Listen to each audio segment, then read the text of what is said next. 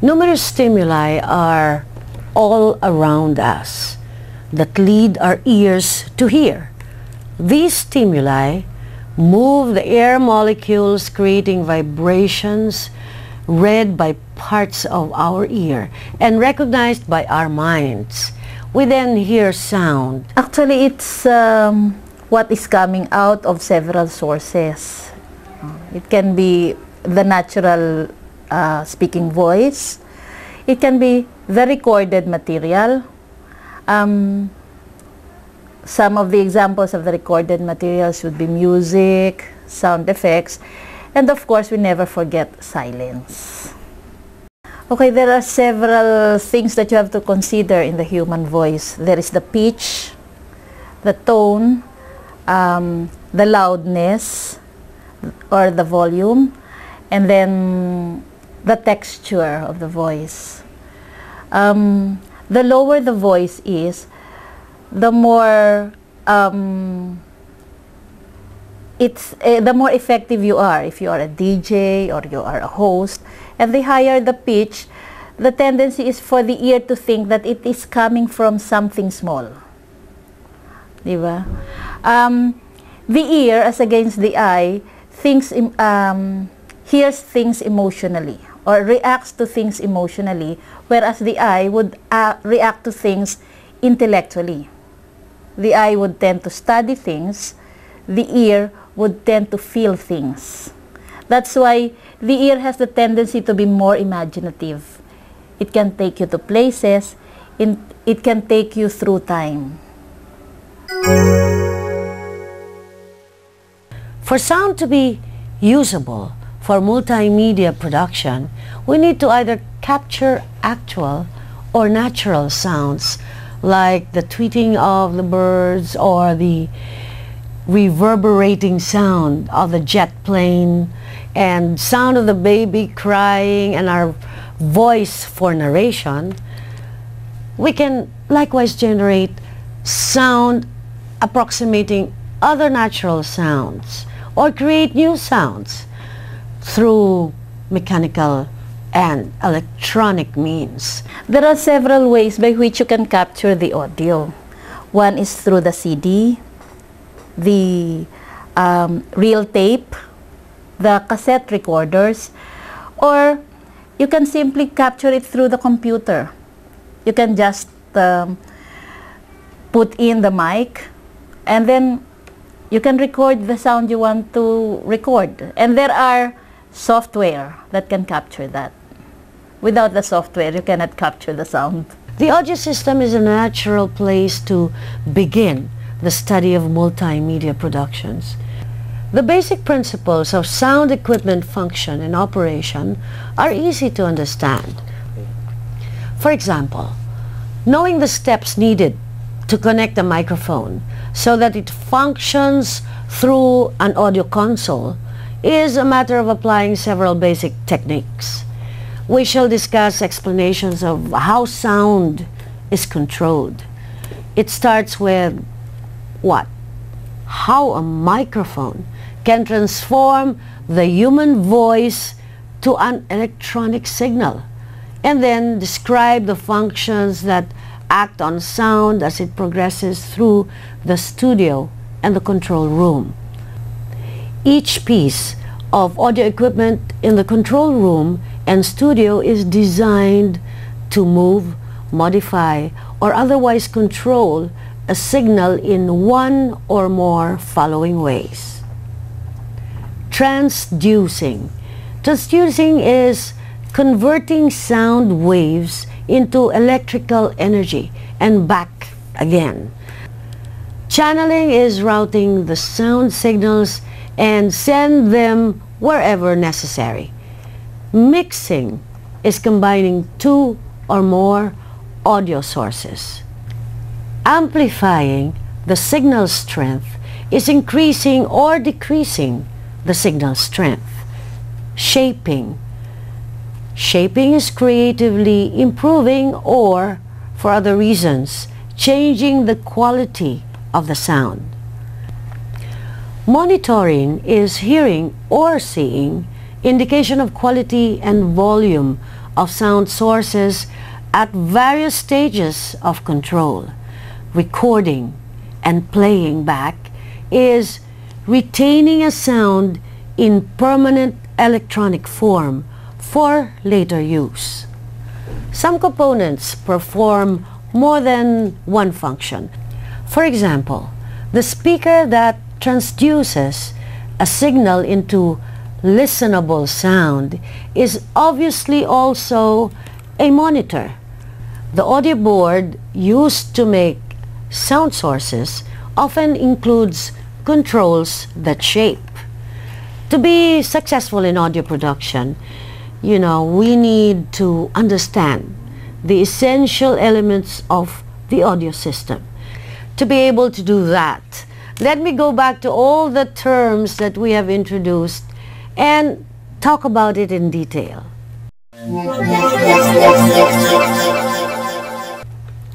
The process of which sound, voices, and music are converted into electrical audio signal is referred to as transducing. The tone production of a human voice or musical instrument creates pressure waves in air molecules. Bass sounds have fewer cycles per second than treble sounds. Another way of saying this is that the treble sounds have a higher frequency than bass sounds. Like, for example, men's voices have a frequency of around 500 hertz.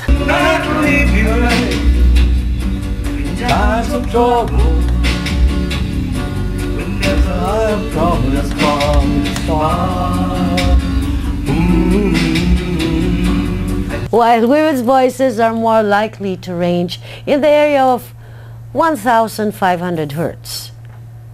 The higher the frequency, the higher the pitch. Another characteristic of a sound wave is its height or amplitude.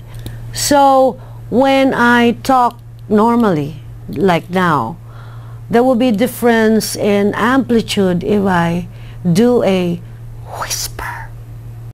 When sound is transduced by a microphone, audible sounds, pressure waves with their particular frequencies and amplitudes move around the air and come into contact with the diaphragm of the microphone.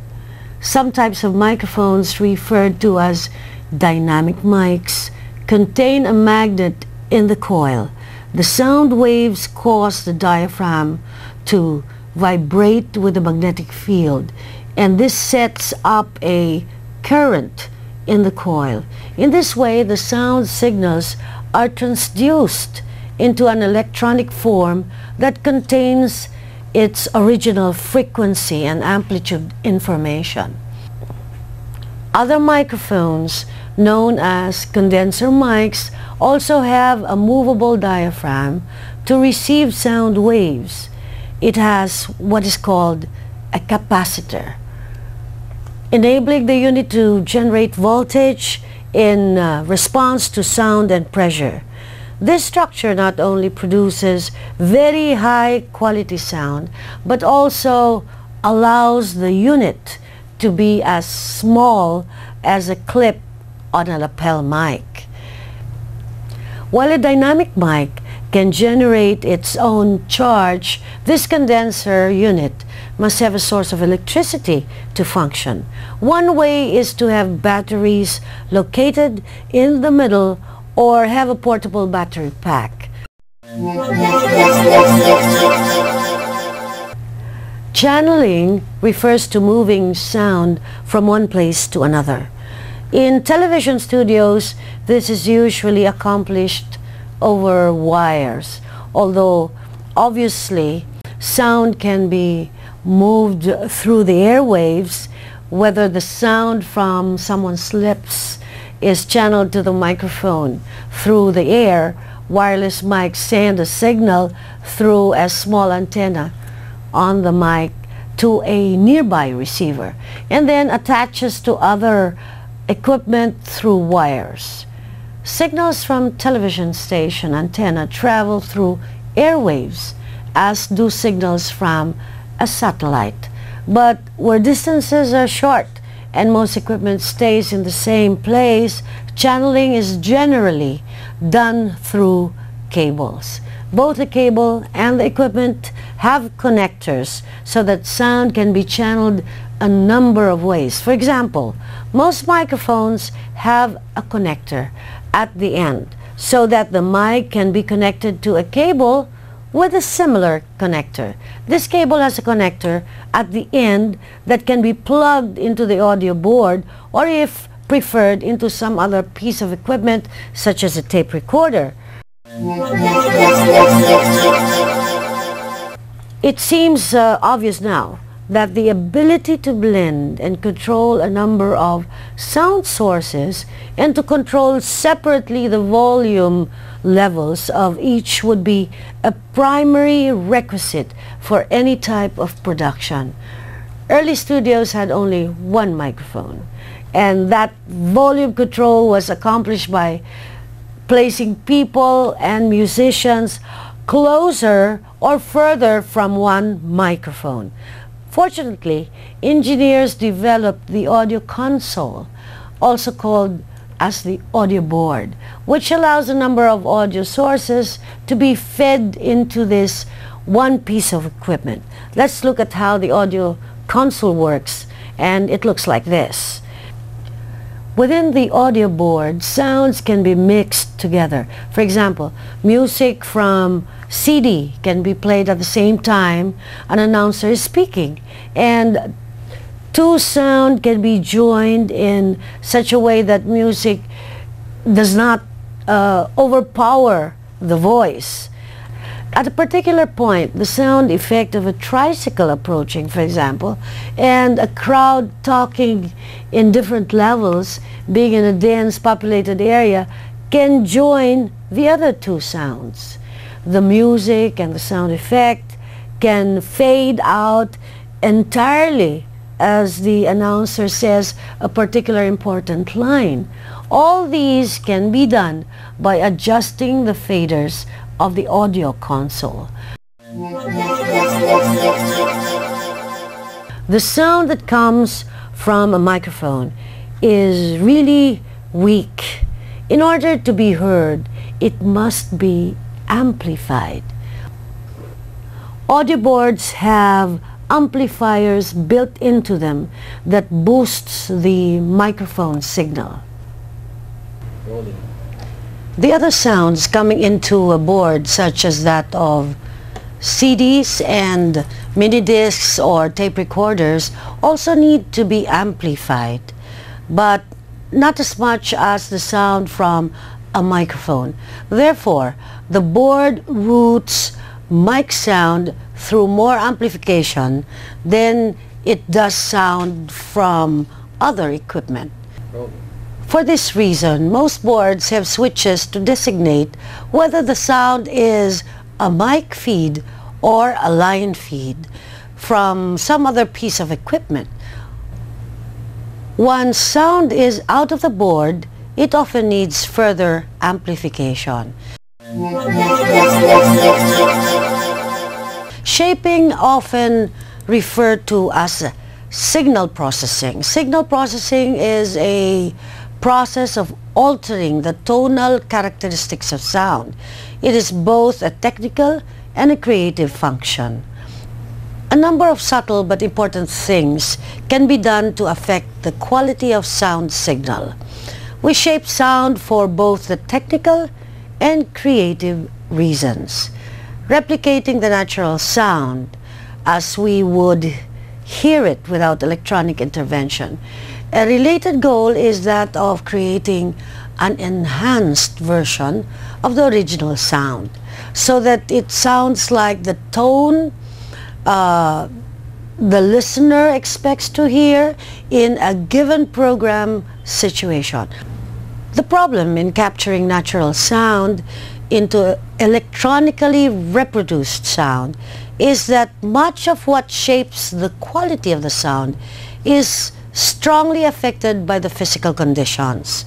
Sound from musical instruments or voice is shaped not only by the main frequency of the sound, called the fundamental, but also by the presence of a number of higher frequency overtones produced by the instrument, in addition to the fundamental note. While these overtones, also known as harmonics, are produced at much lower amplitudes or loudness, they are definitely picked up by the human ear. Sound is further affected by a number of other things, such as soundproofing in the studio walls, and the cloth material in the curtain. Of course, this is not cloth, no? But yeah, the surface of your walls affect the type of sound that you can get. And these surfaces cause the overtones to be absorbed and therefore lost, or to be reflected and picked up by the mic. In other cases, the result definitely alters the quality of sound picked up by the mic. Mics vary greatly in the design and capacity to capture overtones at varying distances and levels of loudness. The all-purpose mic designed for an outdoor public address system is not able to reproduce the subtleties of musical tones required in a commercial recording studio, for example. There are various signal processing black boxes that you can use to shape sounds. This is in terms of shaping equipment. So we're talking about the types of shaping equipment. If a variation unit gives sound a bit of bounce or echo, equalizers strengthen certain frequencies to alter pitch relationships of sound. They can give someone's voice a deeper, fuller sound by emphasizing the lower pitches. Filters can also cut out certain frequencies. Other shaping equipment includes limiters, flangers, digital delay units, and noise reduction system such as Dolby. Audio consoles often have built-in shaping functions.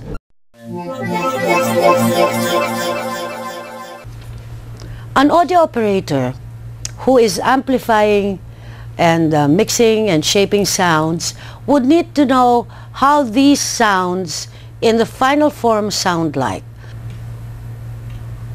Monitoring can be done by hearing or by seeing. The usual way of monitoring sound is to listen to it on a speaker. There may be a speaker called the air monitor, which is really where you can hear the sound of what is being broadcast over the air. This is for a live feed. Sometimes you need to hear one particular sound. For example, you may need to kill a particular spot in some music on a CD or the cassette player while sending other sounds to the tape recorder. A true monitor, which operates off a key button on the audio board, can facilitate in listening to the CD separately without getting its sound mixed with what is being recorded. Most studio monitors automatically cut off microphones when they are activated. Individual pieces of equipment such as the VTR often have their own speakers so that the operators can hear them as they are playing. And once a microphone has transduced the sound, changed it from audible sound to electrical energy, the electronic form is said to be an analog of original sound pressure wave. Since the electronic waves can contain essential elements such as frequency and amplitude, this characterizes the original sound pressure wave. It can be routed to analog equipment such as analog cassette, tape recorders. With digital playback and recording system, the signals go through an additional encoding and later decoding stage using computer technology. The characteristics of the analog wave are analyzed or sampled at numerous points of its structure. The resulting encoded information describing such factors as frequency and amplitude is now in a form of groups or bytes. Bytes can be further combined into 2 and 3 byte groups. A 16 bits grouping to bytes is often used for recording sound on a digital audio tape. One of the advantages of a digital signal is that it retains its qualities as it is duplicated or dubbed and moved from point to point. It just means that the quality does not change even if it's replicated. Now, we have to talk about functions again and operations of an audio system, and it is important to get more familiar with all the equipment used in capturing and generating audio. Let's go through it one by one to have full grounding on all tools and equipment available to you. Let's once again discuss the microphones. This is the basic instrument in capturing sound. Microphones differ in how they pick up sounds, and there is such a thing as the ideal mic for the application. We have already discussed the dynamic and condenser mics differing construction, and that dynamic mics are more rugged, while condenser mics have a better frequency response. In addition to the differences in construction, microphones pick up in different patterns. Some are this means This means that they pick up sound from all directions. When you say omni, we call it omnidirectional mics, and they are mics good for picking up crowd noises that are, for example, if you're in a ball game, or sounds from a group of people in a circle, while others are cardioid, picking up sound in a heart-shaped pattern. Cardioids are better when they want to pick up sound in one direction. They are sometimes called indirectional microphones. They pick out sounds while excluding sounds from other directions. They are generally used for studio productions because they pick up talent voices without picking up the background noises of the camera moving in the studio and all these other smaller noises. Some mics have very narrow pickup patterns, usually referred to as supercardioid or ultracardioid. They pick up sounds from a great distance away, but pick up only a small area. Bidirectional mics pick up sounds from two sides, making them useful if two people are directly facing each other. In terms of directions, there are only two. The unidirectional, which means it is coming only from one source, and the omnidirectional, which can capture anything.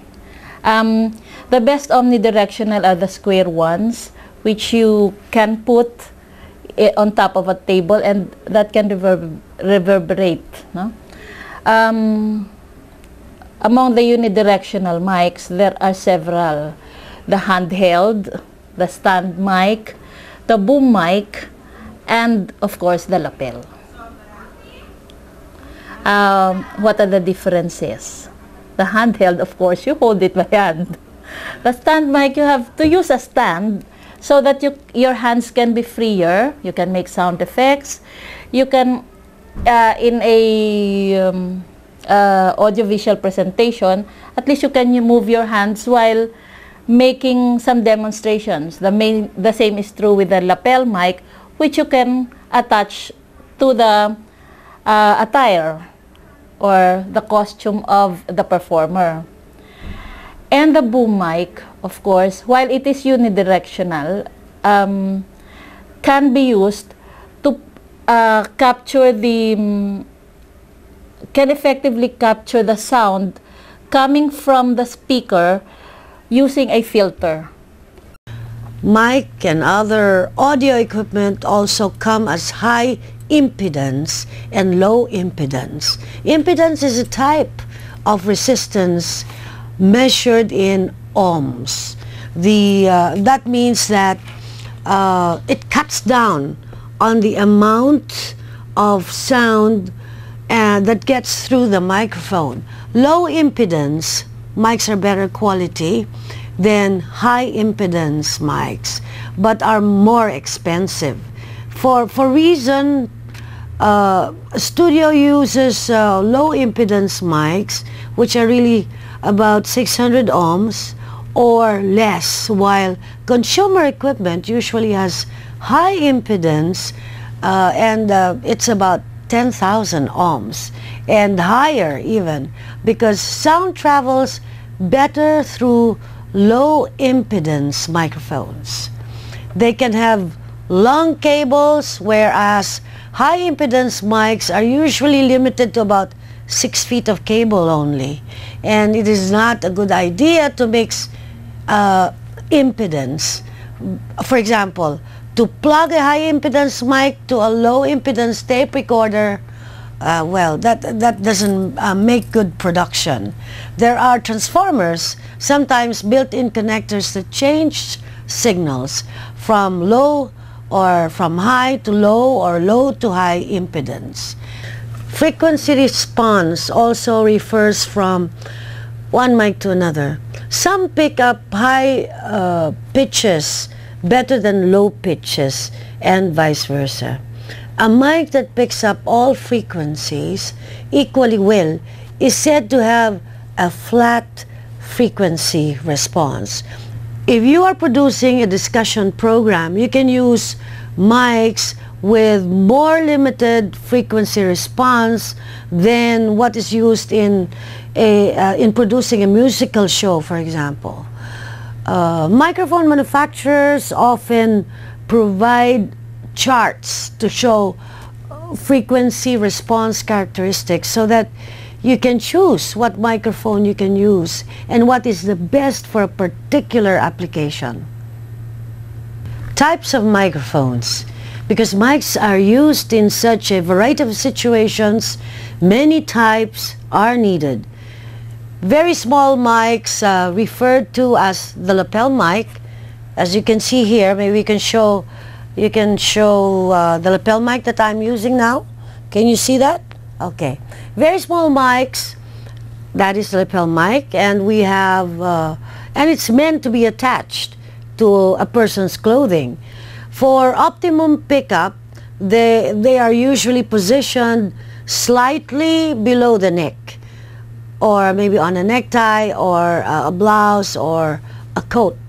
Large mics used in concerts in which the singer holds a mic by hand, or maybe in a talk show where the mics tilt on the host's desk. Sometimes these larger mics are attached to a boom that is moved around by a boom.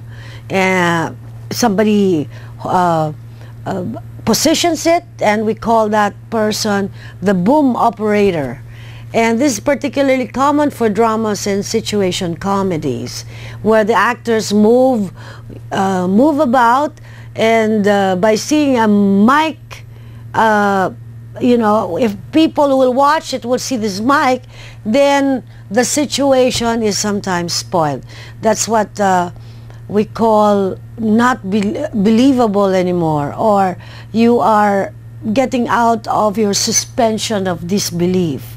Long thin mics called shotgun are also used, and they have superior cardioid pickup pattern and are used when sound needs to be picked up at a distance, and they are particularly useful for documentaries, but actually are rarely used in the studio.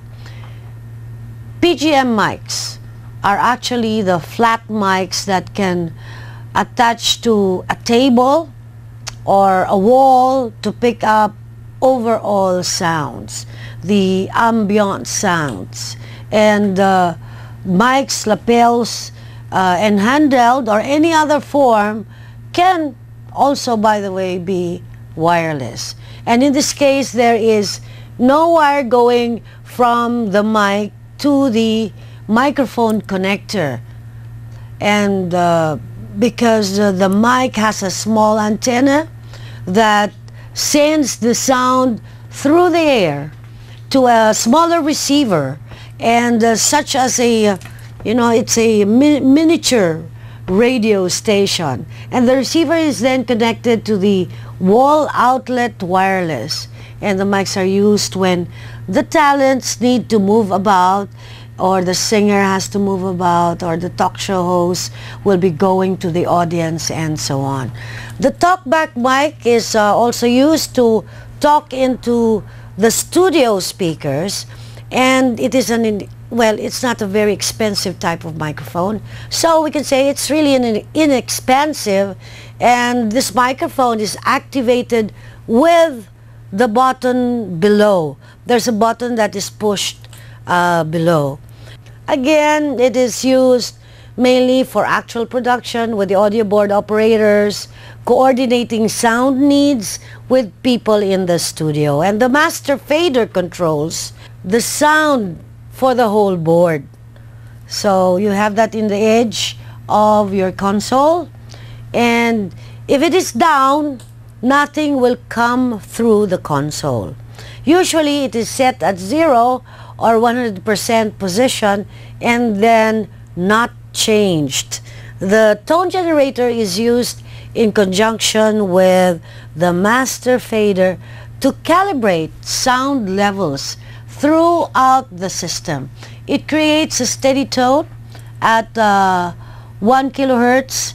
If the master fader is at 0 and the tone generator is turned down, then all other volumes should register 0 too. So that the sound is consistent. After talking about microphones in great detail, well, I want to talk about the rest of the audio equipment. We can start with the audio console. The audio consoles come in many configurations, from very basic to very, very complex.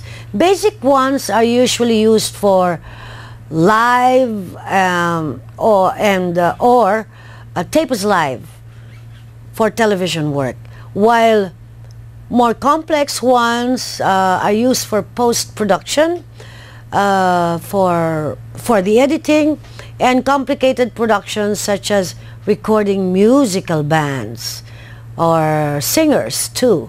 And the more complex consoles means that they are, of course, more expensive, and they tend to have a great deal of shaping capabilities. So you will have a lot of knobs and buttons for delaying the signal, removing some of the frequencies, and so forth. When you are taping something live, you rarely have time to change these settings. You usually get just the right amount of echo. In fact, a large number of controls can impede you. Can impede you because something is invariably set in the wrong position for what you want. So some opt to have a more complicated board that can be used for a variety of applications. Experienced audio operators also like to have complicated boards so that they can set up, special sounds ahead of time, and they they can incorporate this when they go on air or doing their programs already. The only way to truly understand the operation of an audio console is to work with it. But of course, you know, once you have mastered one board, it is very easy to transfer your skills to another board because they all operate using the same principles. Well, another difference, of course, with audio consoles is that some are analog and some are digital. And digital boards operates in a much the same way as analog boards. They try to make a generic board applicable for both digital and analog. And the main difference with digital boards is that some have a computer screen so that you can click a mouse to change settings. Some boards are actually mono and some are stereo. For simplicity, we are going to describe a mono board. But if this board was stereo, it only means that we would need two faders for inputs. One for the CD right channel and one for the CD left channel. And some consoles, though, have stereo buses so that the tool sounds are tied together for one fader. You can control the sound there in several ways. First, the level. Because if it is too loud, it will blast and you cannot hear anything but noise. If it is too soft, you cannot hear anything also. So you have to at least balance the level of the sound in terms of volume. The second is when you want to mix the sounds. One can come from the voice of the speaker. The second can come from the tape recorder. And the third perhaps can come live as a sound effects. And all of this will be captured together in one tape. And you need a mixer to do that. The console contains that mixer. Thirdly, what if you want to change the voice of your actor? For instance, he's Dr. Jekyll now and Mr. Hyde later on. And if you want to change the level, the voice of your character, you can actually adjust the knobs such that you can lower it, increase some flat notes into the voice, or you can actually remove some flat notes so that it becomes high, the pitch becomes higher, or the tone, you increase the tone of the voice. Yung sa patching namin, ma'am, itong console, ito yung main console. Yung number 1 is mic 1, then number 2, mic 2, number 3, mic 3, then number 4, mic 4. Doon po nila kinokontrol yung talent. Alright. So, itong 4 levers na itong microphone. Apo, microphone. What about the next levers? Yeah. Yung susunod po, pang number 5 is TC1, means tape deck number 1. Doon po yung sa recording namin na kung saan inire-record yung kanilang mga gagawin sa production. And then yung number TC2, insert naman po 'yon para sa kanilang mga production na kailangan din. 'Yon. Yung insert na 'yon will be coming from, pwede pong manggaling sa spinner. Opo, pwede rin pong manggaling dito sa sa TD. Sa TD. Opo. Meaning, pwedeng ni-record niya na boses sa sa labas. Opo. O nag-interview siya, pwede niyang i-insert. Opo, i-insert dito sa magmumula sa TD at pwede rin doon sa spinner. Ayun.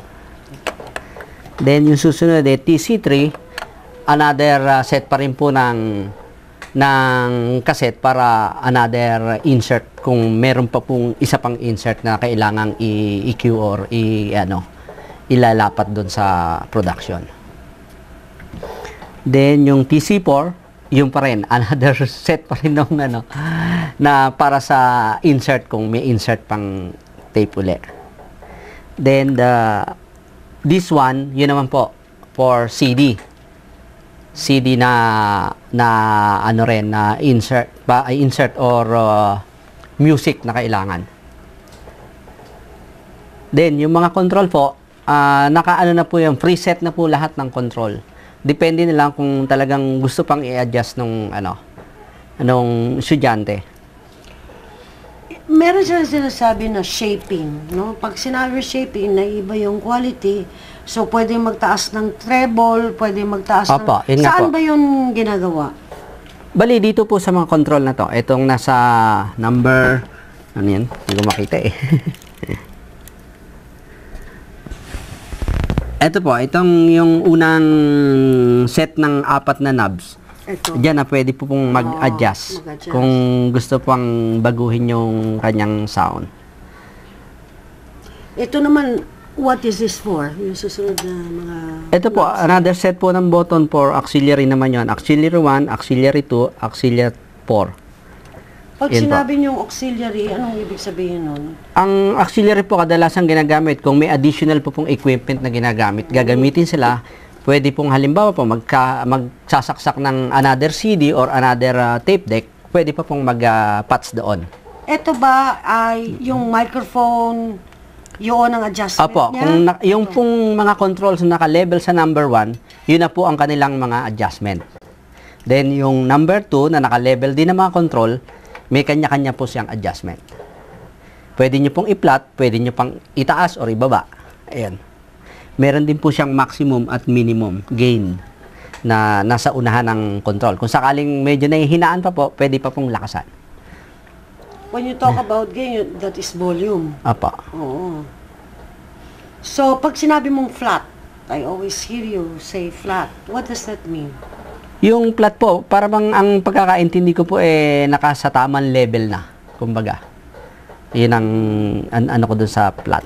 Hindi mo na gagalawin. Apa. Yun na yun. Ito naman, ano naman ito? Itong magkakagrupo na yan. Yun po, auxiliary po, at saka additional pa rin pong, pwede pa rin pong pagpatsa ng kung may another equipment pa pong gagamitin. Ilan ho bang ins at saka outs yung, ilan ang... Bali po, na- ang info nito, bali ang controls po nasa 12. Kaya 12 input din po yan. Kada sa isang input po, meron din nakalaan na isang control. In every input, may mga control. May mga adjustment din po.